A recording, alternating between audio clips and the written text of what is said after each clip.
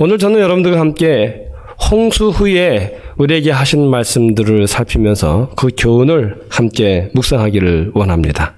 먼저 창세기 8장 20절에 있는 말씀을 보겠습니다.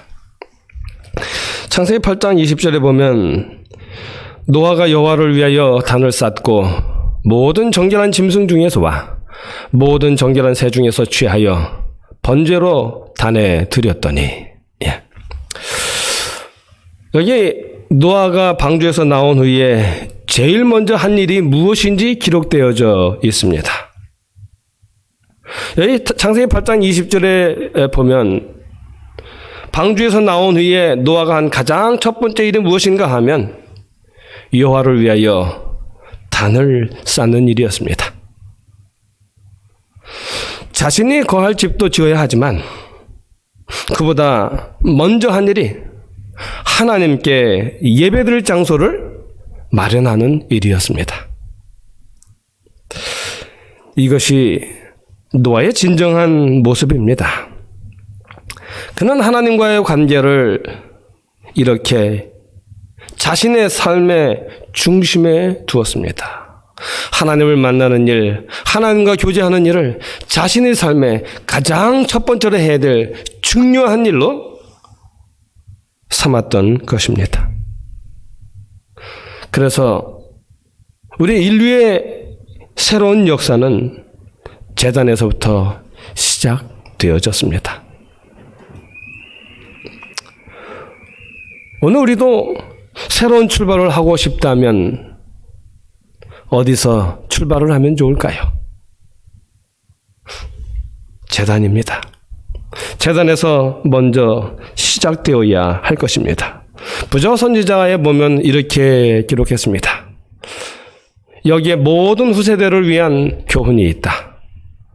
노아는 황폐된 지상에 나왔었으나 자신을 위하여 집을 준비하기 전에 하나님께 제단을 쌓았다. 그가 소유한 가축은 적었으며 그것들을 보존하느라 많은 수고를 아끼지 않았었다. 그러나 그는 만물이 그분의 것임을 인정하는 표로서 즐겁게 그 가축의 일부를 주께 드렸다. 이와 같이 우리의 자원하는 헌물을 하나님께 드리는 것이 우리의 첫 관심사가 되어야 한다. 그렇습니다. 방주에서 나와서 자기가 거할 집도 급하게 지어야 하는데, 그러나 그는 가장 먼저 하나님께 예배할 그 장소를 먼저 구별하는 그 일을 했었습니다. 여러분, 다윗이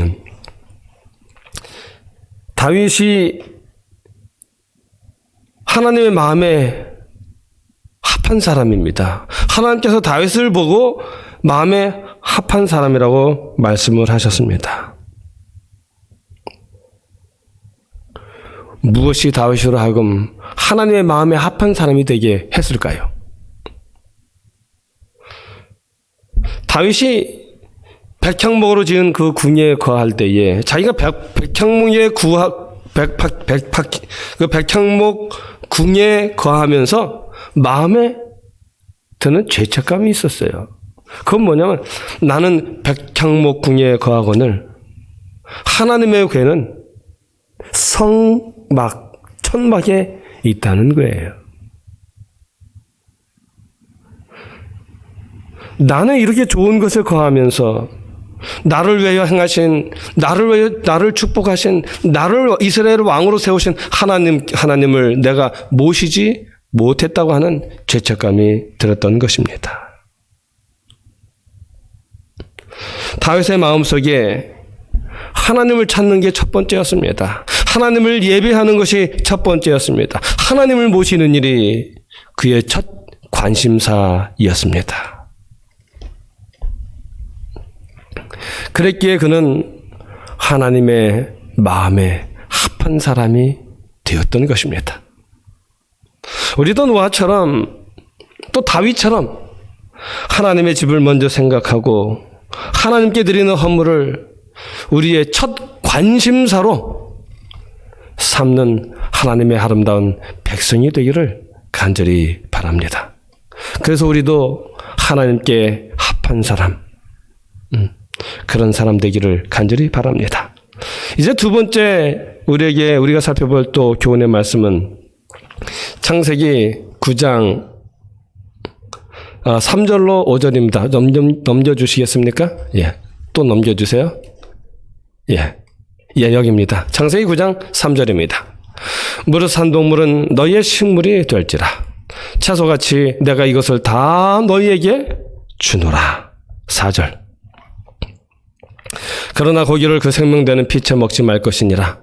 내가 반드시 너희 피, 곧 너희 생명의 피를 찾으리니. 예. 짐승이면 그 짐승에게서, 사람이나 그 사람의 형제면 그에게서 그의 생명을 찾으리라. 아멘. 여기 3절로 5절에 보면은 처음으로 피에 대한 언급이 나옵니다. 여기 무릇 산 동물은 너희의 식물이 될지라. 채소같이 내가 이것을 다 너희에게 주노라. 그러나 고기를 그 생명되는 피채 먹지 말 것이니라. 여기서 우리는 홍수전의 음식이 무엇인지를 알 수가 있어요. 홍수전의 음식이 채소였다는 사실을 알게 됩니다. 그러나 홍수 후에는 산동물이 사람의 음식이 되었습니다. 자, 여기서 무릇 산동물은 너희의 식물이 되리라라고 하셨는데, 여기서 말씀하신 산동물, 그 산동물은 어떤 동물일까요? 살아있는 모든 동물을 말하는 것일까요? 여기서 산동물이라는 것은 다른 짐승에게 찢겼거나 이미 죽은 것은 제외됩니다. 그리고 이 규정이 훗날 율법으로 하나님께서 우리에게 주셨죠. 레위기 7장 24절에 보면 스스로 죽은 것의 기름이나 짐승에게 찢긴 것의 기름은 달리는 쓰려니와 결단코 먹지 말지니라. 또 레위기 22장 8절에 보면 저절로 그죠? 혼자 죽은 것이나 들짐승에게 찢긴 것을 먹음으로 자기를 더럽히지 말라. 나는 여호와니라. 그렇습니다. 여기 스스로 죽은 동물이나 짐승에게 찢긴 그것을 먹지 말라라고 말씀하십니다. 그 다음에 또 여기서 말하는 그 산동물은 어떤 동물이냐면 살아있는 모든 동물을 말하는 것이 아니라 정한 짐승을 말하는 것입니다. 자, 한번 살펴볼까요?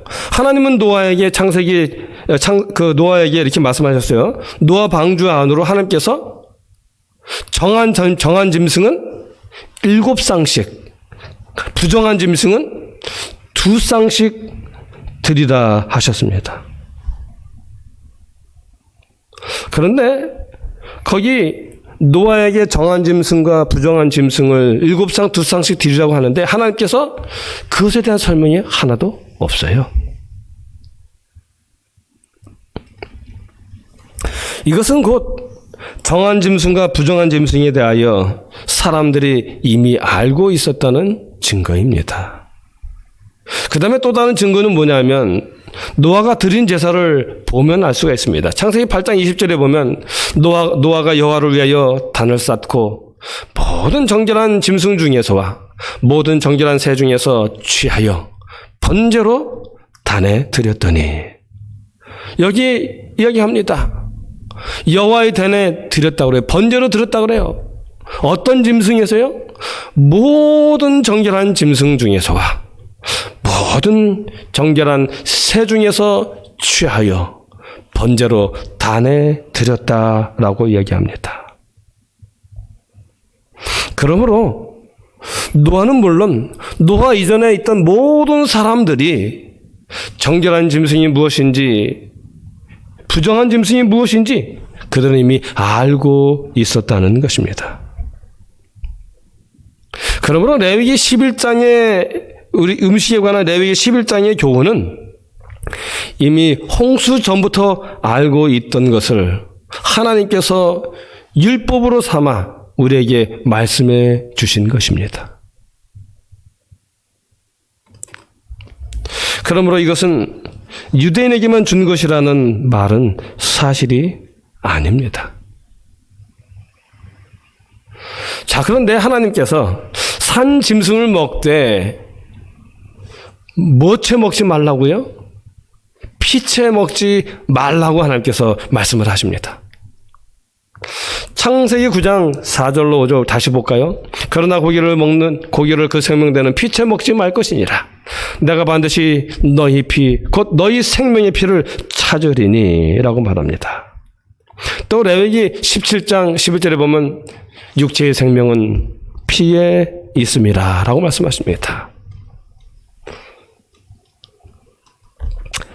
피는 무엇인가 하면 영양분과 공기, 그리고 세포에 필요한 모든 물질을 운반하여 체온을 조절하는 등 생명 유지에 필수적인 요소입니다.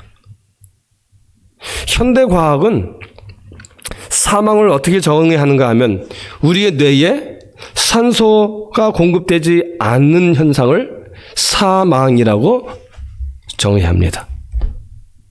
말을 바꾸면 산소가 전달되지 않는다는 말은 우리의 뇌에 피가 전달되지 않는다는 거예요. 피가 흐르지 않는 것이 사망이라는 것입니다. 이처럼 피는 생명입니다.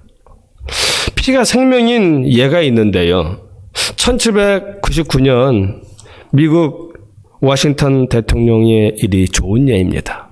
이 워싱턴 대통령이 감기가 걸려서 의사를 불렀습니다. 그런데 당시에는 혈액의 중요성에 대하여 잘 알지 못하던 때예요. 그래서 당시 의사는 대통령의 피를 1리터씩 3번이나 뽑았습니다. 그래서 결국 워싱턴은 죽고 말았죠. 이처럼 피는 우리의 생명입니다.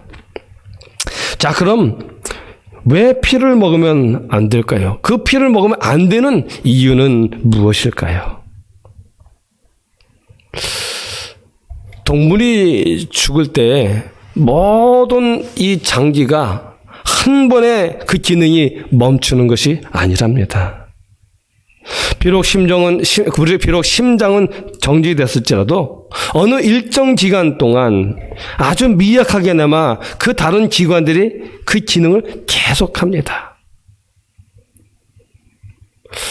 그 죽는 순서가 이렇다 그래요.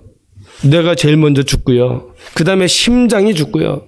그 다음에 간이 죽고요. 그 다음에 신장이 죽고, 그리고 상피 세포의 순서들이 차례로 그 기능을 상실한다고 합니다. 그런데 일단 심장이 멈추면 산소 공급이 멈춥니다. 산소 공급이 차단돼요. 그러면 산소 공급이 차단되기 때문에 모든 장기들이 심각한 손상을 입게 되죠. 그 과정에서 상상할 수 없는 노폐물이 쏟아져 나온다고 합니다. 그런데 이 모든 우리가 살아있을 때는 이런 노폐물이 나올지라도 우리의 신장이 그것을 다 처리를 하니까 문제가 되지 않아요. 그러나 신장이 작동하지 않기 때문에 그 노폐물이 혈관에 떠다니게 되는 것입니다. 그 노폐물이 하나도 걸러지지 않는 거예요. 그래서 식품 영양학자들은 죽은 동물의 피를 뭐라고 말하냐면 우수한 미생물의 배양지다라고 말을 합니다. 우수한 미생물의 배양지. 제가 미생물이 무엇인가를 좀 더 자세하게 좀 찾아봤는데요. 찾아보니까 뭐라고 말하냐면 사람의 육안으로 구별할 수 없는, 볼 수가 없어요. 아주 작은 생물이라 그래요. 뭐 1mm도 더 안 된다 그래요. 근데 UM이라는 말까지도 쓰고 하더라고요. 그런 작은 생물들인데 그 대표적인 것들이 뭐냐면 세균, 곰팡이, 바이러스 이런 것들입니다. 지금까지 잘 알려진 그 바이러스는 우리가 이번에 아주 체험으로 경험한 코로나 바이러스, 또 결핵균, 콜레라, 패스트균들이 있습니다.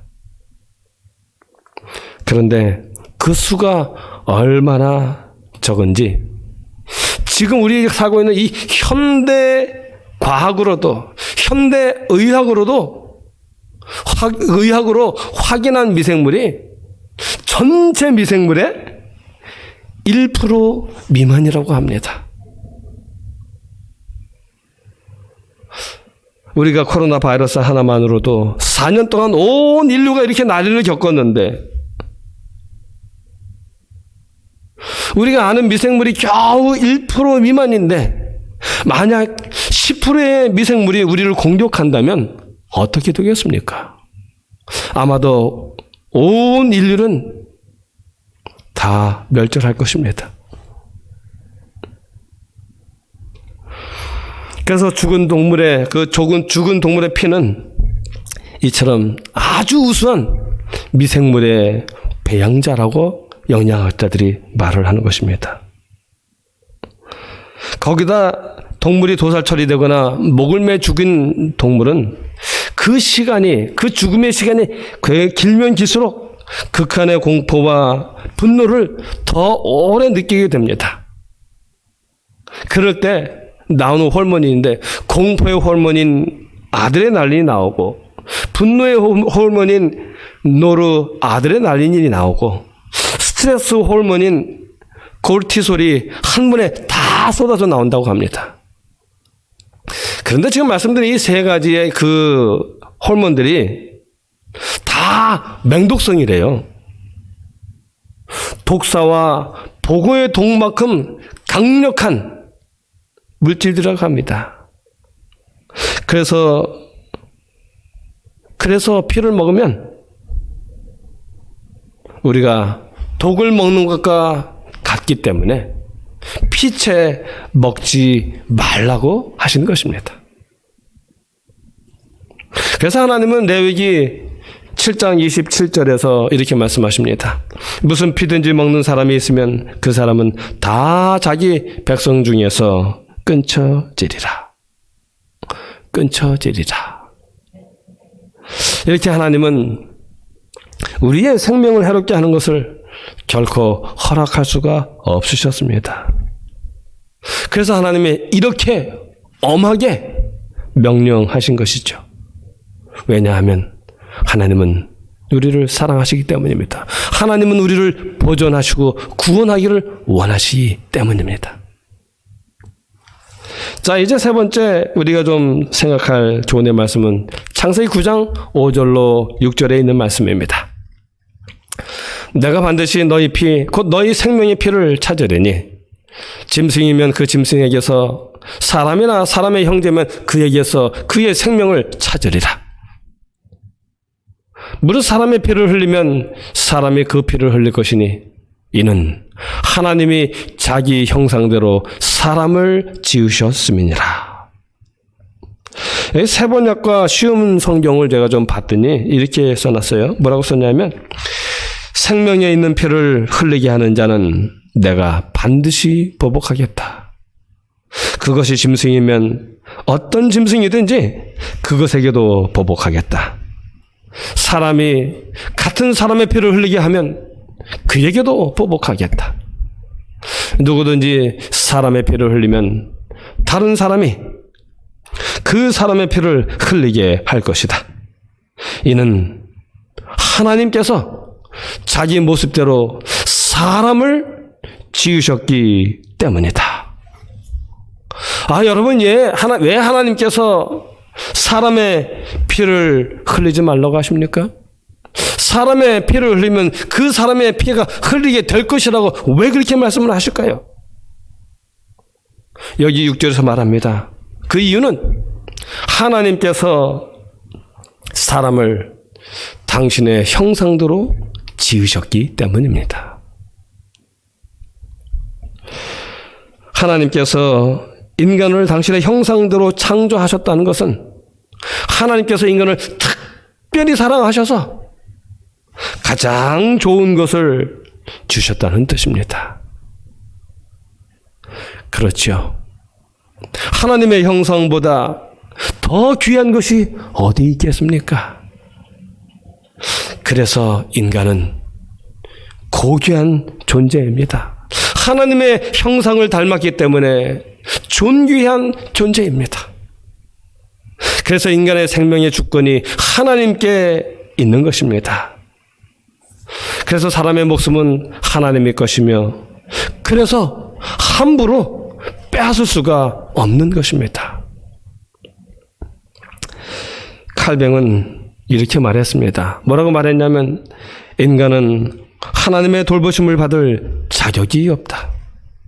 그러나 여전히 사람 안에 하나님의 형상을 간직하고 있기 때문에 하나님은 그들이 파괴될 때 자신이 파괴된다고 생각하신다. 우리는 자격이 없어요. 가치가 없습니다.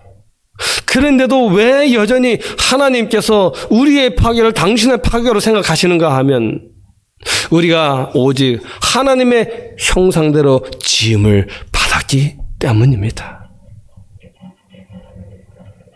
그러므로 사람에 대한 공격은 곧 하나님에 대한 공격인 것이죠.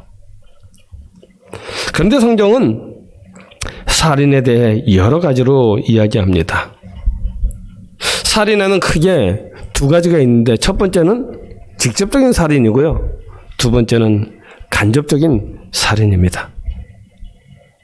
그런데 성경은 직접적인 살인보다는 간접적인 살인에 대하여 더 많이 이야기합니다. 마태복음 5장 21절로 22절에 보면 옛사람에게 말한 바 살인치 말라.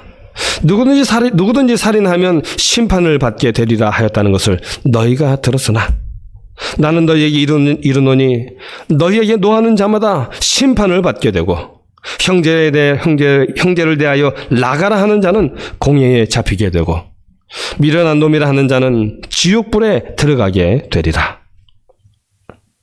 여기 말하길 속으로 노하는 일, 악의를 가지고 조롱하는 일, 난폭하고 모욕적인 언사를 절제 없이 함부로 내뱉는 일, 이 모두가 다 살인 행위라고 말씀하고 계십니다.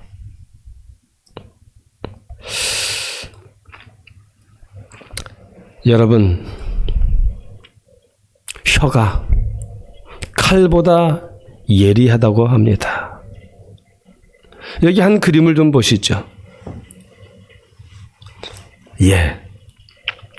저기 앞에요. 앞에 그림. 첫 그림이요. 자, 여기 보시면 참 이 그림 어떻습니까? 이 남성의 입에서 무엇이 나왔습니까?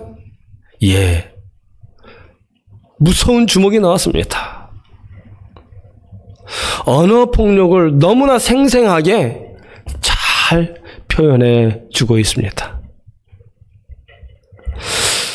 여기 전체 보시면 보이실런지 모르겠지만 학교 폭력의 폭력 중에 35%가 언어 폭력으로 가장 많다고 합니다. 이 언어 폭력이 자살, 살인 등 대형 사건으로 이어지게 한다라고 적어놨습니다. 그래서 칼보다 무서운 게 언어 폭력이라고 합니다.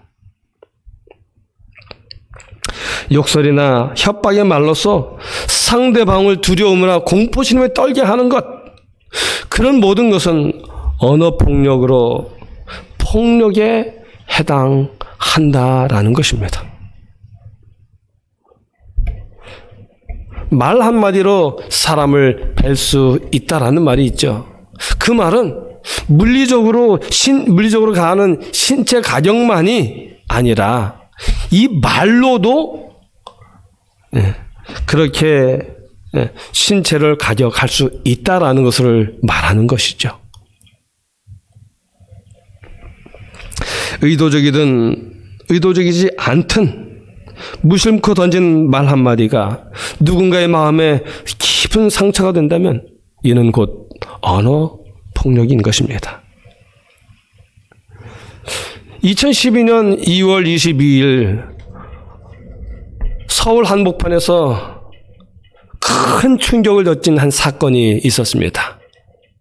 이 퇴근길에 한 남성이 칼을 들고요. 이 그림의 그 맨 밑에 이렇게 글씨 써놓은 것도 보면 그 사람이 옛 직장 동료였던 여성 2명과 남성 2명을 수차례 칼로 찔렀대요. 그리고 그 사건을 신고하는 시민도 쫓아서 칼로 찍었고요. 그리고 걸어오던 시민까지도 칼로 찔렀다고 합니다. 그런데 왜 이런 사건이 일어났는가?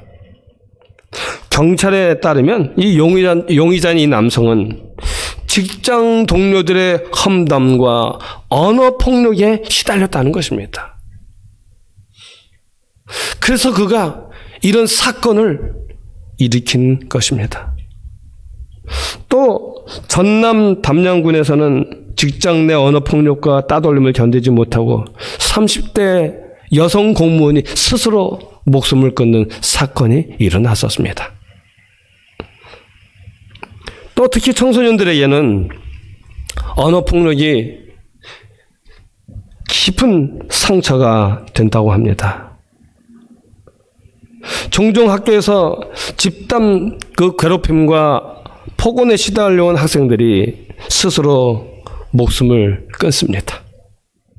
여기 2012년부터 2020년까지 초중고생 자살 그 추이를 여기 한국일보에서 이렇게 보여주고 있습니다. 이거는 그 더불어민주당 무슨 의원이 요거를 이렇게 자료를 발표했더라고요. 이 모든 현상이 일어나는 이유는 뭐냐면 다 폭행, 또 폭언, 집단 따돌림 때문에 이런 일들이 일어난다고 하는 것입니다. 일찍이 야고보는 언어적 폐해를 이렇게 지적했습니다. 야고보서 3장 8절이요. 혀는 능히 길들일 사람이 없나니 쉬지 아니하는 악이요 죽이는 독이 가득한 것이라. 그래서 바울은 이렇게 권면합니다. 골로새서 4장 6절. 너희 말을 항상 은혜 가운데서 소금으로 고르게 함같이 하라.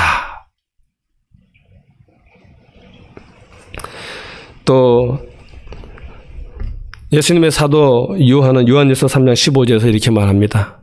형제를 미워하는 자마다 살인하는 자니 살인하는 자마다 이 영생이 그 속에 거하지 아니하는 것을 너희가 아는 바라. 여기 이야기합니다. 형제를 미워하는 자는 뭐 하는 자라고요? 살인하는 자라고요. 그래서 살인하는 자마다 영생이 그 속에 거하지 않는다 그래요. 그렇다면 미워하는 자마다 영생이 그 속에 거하지 아니하다라고 이야기하고 있는 것입니다. 요한일서 3장 14절에 보면은 우리가 형제를 사랑함으로 사망에서 생명으로 들어간 줄을 알거니와 사랑치 아니하는 자는 사망에 거하느니라 라고 말합니다. 그러므로 미워하는 자라는 말은 무슨 말이냐면 사랑치 아니하는 자예요. 사랑치 아니하는 자는 사망에 거하느니라. 사랑이 없다는 것은 미움이 있다는 것을 의미합니다. 그리고 미움이 있다는 것은 살인한다는 것과 같은 말입니다. 그러므로 물리적 폭력 외에도 사람을 죽이는 여러 방법들이 있습니다. 그 중에 가장 무서운 것이 언어 폭력입니다. 우리 교회 성경 주석에 보면 이렇게 써놨어요. 뭐라고 써놨냐면 좋은 평판을 가진 교인들에게 미움을 받는다는 것은 그 의식만으로도 어떤 이들의 열정을 충분히 꺾을 수 있으며 교회의 핵심 되는 사람이라고 여겨지는 그런 분들에게 미움을 받는다는 그런 의식, 실제 미움을 안 받는데도 불구하고 미움을 받는다는 느낌을 이렇게 가질 수도 있다는 거예요. 그것만으로도 믿음의 열정을 충분히 꺾을 수 있다는 겁니다. 심지어 그들로 그리스도를 믿는 신앙을 잃게 할 수도 있기 때문에 따라서 그들의 영적 생명을 멸한다. 참 무서운 말입니다. 오늘 우리가 살아가면서 하는 한마디 한마디를 우리가 깊이 묵상하면서 해야 될 것 같습니다. 부조와 선지자 311페이지 보면 또 이렇게 말합니다. 생명을 단축시키는 모든 부정한 행위와 증오와 복수의 정신과 또는 다른 사람에게 해를 끼치는 행위를 하거나 우리로 그들이 해받기를 바라는 마음을 품도록 만드는 감정에 빠져드는 것과 가난한 사람들이나 고통당하는 사람들을 보고도 이기심 때문에 돌보는 일을 게을리한 행위는 여기 말합니다. 앞에 거 한번 다시 보여주세요. 예. 여기 생명을 단축시키는 행위예요. 그래서 생명을 단축시키는 행위가 어떤 행위들이냐면 모든 부정한 행위와 증오와 미움이죠. 복수의 정신과 그리고 다른 사람에게 해를 끼치는 이런 모든 행위들이 생명을 단축시키는 행위라는 것입니다. 또 우리로 그들이 해받기를 바라는 마음. 아이고 하면서 우리 그러잖아요. 가다 저 빵꾸나 나라 이런 거 있죠? 얼마나 꼴보기 싫으면 차 가면 가나 빵꾸나 나라 그러잖아요.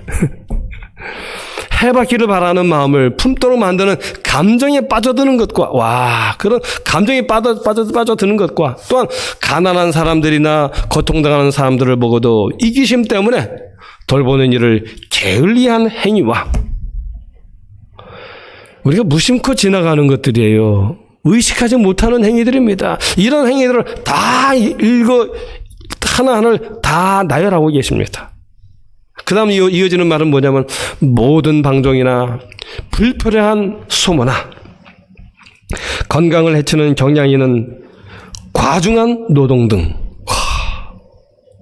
우리의 삶에 방종한 삶이며 불필요한 소모적인 삶, 또 건강을 해치는 과중한 노동, 이런 모든 것은 정도의 차이는 있으나 다 6째 계명을 범하는 것이다.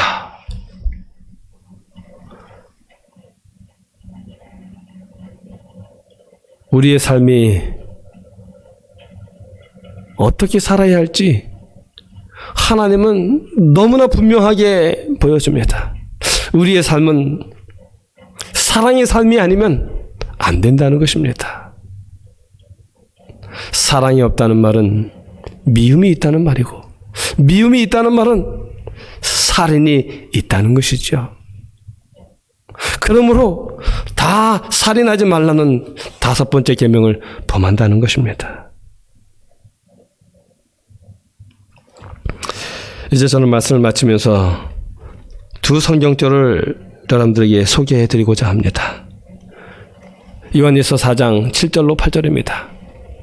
사랑하는 자들아, 우리가 서로 사랑하자. 사랑은 하나님께 속한 것이니 사랑하는 자마다 하나님께로 나서 하나님을 알고. 여기 말합니다. 사랑은 하나님께 속한 거라고요. 그러므로 사랑하는 자마다 하나님에게서 난다는 것이에요. 그래서 하나님을 알게 되고, 그러면 사랑하지 아니하는 자는 하나님을 모르겠네요. 그 다음에 8절, 사랑하지 아니하는 자는 하나님을 알지 못하나니, 여기 분명히 말하고 있습니다. 이는 하나님은 사랑이십니다. 마지막 성경절입니다. 요한복음 13장 35절입니다. 너희가 서로 사랑하면 이로써 모든 사람이 너희가 내 제자인 줄 알리라. 여러분, 우리가 가르치는 성경의 진리로 인하여 그들이 우리가 하나님의 참된 제자인 줄 안다라고 말하지 않습니다. 이 세상의 모든 사람이 우리가 하나님의 제자인 줄을 분명히 아는 가장 핵심적인 진리가 하나 있는데, 그것은 바로 우리가 서로 사랑하는 것입니다.